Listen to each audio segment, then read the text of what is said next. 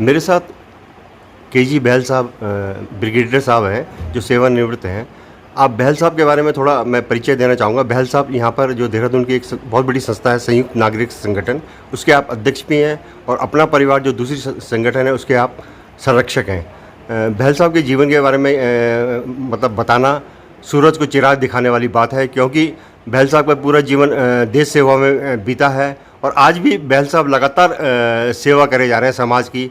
बहल साहब लगातार लिखते भी हैं, अपने आप में बहुत अच्छे राइटर हैं, चिंतक हैं, बहुत अच्छे थिंकर हैं और बहल साहब जो सामाजिक मुद्दों पे या देश के मुद्दों पे लगातार सरकार को सुझाव भी देते रहते हैं और बताते भी रहते हैं। सर, मैं आपसे एक बात पूछना चाहता हूँ कि देहरादून का जो एटमॉस्फेयर है, देहरादून का जो एटमॉस्फेयर था, चाहे 70 का दशक हो, चाहे 60 का दशक हो, 90 का दशक, आपने हर दशक देखा है, 2010 का भी दशक देखा है, लेकिन इस बार जो पर्यावरण की दृष्टि से गर्मी बहुत ज़्यादा पड़ी, गर्मी बेतहा पड़ी, जबकि थोड़ी सी गर्मी पड़ती थी और देहरादून में बरसात हो जाती थी। तो इस विषय में आप बताइए, इसका कारण क्या है? सरकार के जो विकास कार्य हैं वो कहीं बाधा तो नहीं पड़ रहे हैं पर्यावरण पे, या समाज के बीच में जागरूकता की कमी है? देखिए, सबसे पहले मैं 1950 में मैं देहरादून में आया था और जो हरियाली थी देहरादून में वो अब नहीं है। मैं 1950 में आगे डालवाला में रहा और देखा, लदा पड़ा था हरियाली से, पेड़ों से, और अभी जहाँ जाओ पेड़ कटे हुए हैं, सब चीज़ें हटी हुई हैं। और इसकी एक पेड़ कटने की बात नहीं है, ये जो डेवलपमेंट के नाम पे हम चीज़ें किए जाते हैं कि हमें ये करना है, ये करना है, विधान सोचे बिना कि इसका रिजल्ट क्या होगा, क्या इसका रिप्रोडक्शन क्या होगा, ये सोचे बिना ही हम किए जाते हैं। जो भी आता है एक डिपार्टमेंट, जो भी ये मिलता है प्रोग्राम प्रोजेक्ट आ गया जी, इसको करना है, अरे ठीक है करना है आपने, लेकिन सोचिए कि इसको पर्यावरण को ये खराब तो नहीं है। हमने देखिए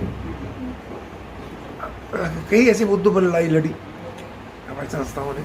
मैं ऑल इंडिया कंज्यूमर काउंसिल का प्रेसिडेंट भी था, वो भी रहा। तो हम लोग क्या करते थे, मल्टी स्टोरी जैसी बिल्डिंगें बनी, 5 साल तक हम लड़ते रहे कि नहीं हम बनने नहीं देंगे, हम इसको बनने नहीं देंगे। लेकिन बनी, क्योंकि पैसा लोगों ने खिलाफ ला के मुकदमा कर लिए, जीत लिए, खैर कोई बात नहीं उसका। लेकिन हमने 5 साल तक इसको बनने नहीं दिया और इसमें इतने पेड़ कटे कि मैं फॉरेस्ट डिपार्टमेंट खुद गया जा करके, हमारे साथ भंडारी जी होते थे, वो ही साथ मेरे गए कि हमने देखिए साहब ये आपके पेड़ कटे हैं, आके रोकिए। वो कहते साहब हमारा काम नहीं है। अरे भाई क्या हो गया, तुम्हारा काम क्यों नहीं है? कहते नहीं सर, तो सरकार की तरफ से आया ऑर्डर है। तो ऐसी मतलब भावनाओं के साथ में जब कार्य करते हैं तो कैसे काम हो सकता है? ये जब नहरें बंद की इन्होंने, तो हमने तब भी बहुत लड़ाई लड़ी कि आप क्या कर रहे हैं, नहीं सब सड़कें चौड़ी कर रहे हैं, हम ये कर रहे हैं, और सब पेड़ भी कट रहे हैं, साथ साथ में कवरेज भी कर रहे हैं, तो नहरें ख़त्म हो गई। तो नहरें जिनसे सारा देहरादून को पानी मिलता था, वो आपने नहरें भी बंद कर दी। अब कहते हैं पानी की शॉर्टेज है बड़ी, तो शॉर्टेज तो होगी, क्योंकि हमने जब चीज़ें नेचुरल चीज़ें उनको तो बंद कर दिया और आप अननेचुरल चीज़ें कर रहे हैं, तो उससे करने। ब्रिगेडियर साहब, आपने अभी महेश भंडारी जी का जिक्र किया, जो अब स्वर्गवास हो चुका है उनका। आप और भंडारी जी एक प्रेरणा स्रोत थे आप देहरादून के। कई मुद्दों पे आप लगातार सरकार से के पास जाते थे और आप जैसे प्रयासशील आप लगातार रहते थे। आज की स्थिति ये है कि जो जनप्रतिनिधि हैं, पहले डालावाले में आते थे तो या तो बहल साहब के यहाँ जाएंगे या भंडारी जी के यहाँ जाएंगे। आज के जनप्रतिनिधियों की क्या स्थिति है कि आप लोगों की कितनी बात मानते हैं? देखिए, हमारी एक टीम थी भंडारी जी के साथ में, और हमारी एक टीम थी। हमेशा हम जो भी काम करते थे इकट्ठा ही करते थे, जाते थे, करते थे। हमारे पास हमने जो संस्था बनाई, ये जो डालवाला वेलफेयर सोसाइटी हम लोगों ने बनाई, पहले नहीं थी, बनाई, उसमें जाकर किया, जो कुछ भी हुआ सब कुछ, मतलब जो करते थे इकट्ठा काम करते थे। हमें ये नहीं होता था, लेकिन पता नहीं बाद में किसी ने क्या भटका दिया, क्या हुआ मुझे मालूम नहीं। लेकिन यह है कि मुझे बड़ा दुख हुआ कि भंडारी जी थोड़ा सा अलग से हुए, और खैर तो खैर उनके देहांत हुआ, क्या कहूँ मैं उनका। तो हमारी टीम जो ख़त्म कर दी, लेकिन फिर भी मैं उनके साथ मिलता रहता था कि नहीं देखो भैया तुम भूल जाओ, कोई बात नहीं, हम मिल के ही काम करेंगे, कुछ नहीं होगा। खैर कोई नहीं, तो अभी भी यही होता है। लेकिन अभी भी सर, मैं आपसे एक बात पूछता हूँ, आज भी आपकी जो संयुक्त नागरिक संगठन है, जगह सामाजिक मुद्दों पे आपकी अध्यक्षता में बड़े बड़े मुद्दों में सरकार को लेटर दिए जाते हैं, ज्ञापन दिए जाते हैं, तो अब भी आज भी आप बहुत अच्छा कार्य कर रहे हैं और अपना परिवार जो सामाजिक संगठन है वो उसके भी आप संरक्षक हैं। वो भी कहते हैं लगातार सामाजिक मुद्दों पे आवाज़ उठाता रहता है। तो आज की डेट में आपके पास भी बहुत अच्छे लोग हैं और आपका मार्गदर्शन हमेशा उत्तराखंड को मिलता रहता है। देखिए, मैं तो हमेशा ये कोशिश करता हूँ हमेशा कि जो कार्य करने वाले हैं, जो आगे आएँ, बढ़ें, चाहे किसी भी संस्था के हों। हम कहते हैं देखिए, हमारा संयुक्त नागरिक संगठन का मतलब यही है कि सब मिलकर काम करें।